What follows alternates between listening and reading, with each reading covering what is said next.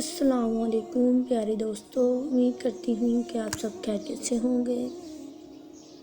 آج میں آپ کو کہانی سناؤں گی غرور اور اللہ کی قدرت کا کرشمہ۔ گاؤں کے ایک کنارے پر واقع ایک عالیشان حویلی تھی جس میں رئیس انور صاحب رہتے تھے۔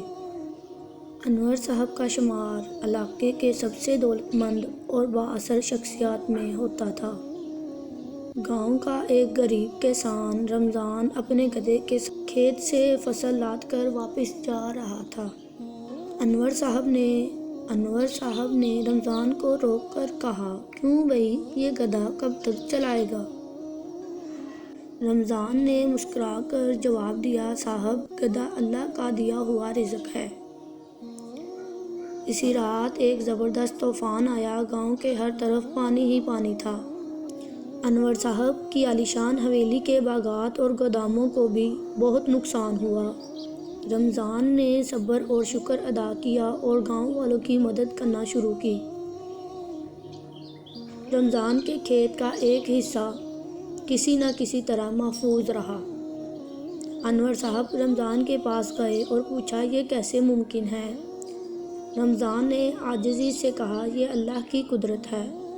انور صاحب سوچ میں پڑ گئے اور اپنے ماضی کے رویے پر شرمندہ ہوئے۔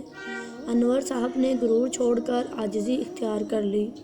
انور صاحب سوچ میں پڑ گئے اور اپنے ماضی کے رویے پر شرمندہ ہوئے۔ انور صاحب نے غرور چھوڑ کر عاجزی اختیار کر لی۔ رمضان نے بھی اپنی فصل میں سے لوگوں کو بانٹنا شروع کر دیا۔ گاؤں کے لوگ ایک دوسرے کے ساتھ محبت اور مدد کا رویہ اپنانے لگے۔ انور صاحب نے کہا، "غرور انسان کا سب سے بڑا دشمن ہے۔" رمضان نے کہا، "اللہ کا شکر ادا کرنا چاہیے، وہی سب کچھ عطا کرنے والا ہے۔" وقت کے ساتھ ساتھ گاؤں دوبارہ آباد ہونے لگا اور کھیت سرسبز ہو گئے۔ رمضان اور انور صاحب ایک ساتھ کھیتوں میں کھڑے تھے، بات کرتے ہوئے۔ یہ کہانی ہمیں یہ سکھاتی ہے کہ غرور انسان کو تباہی کی طرف لے جاتا ہے۔ امید کرتی ہوں کہ آپ کو یہ ویڈیو پسند آئے گی۔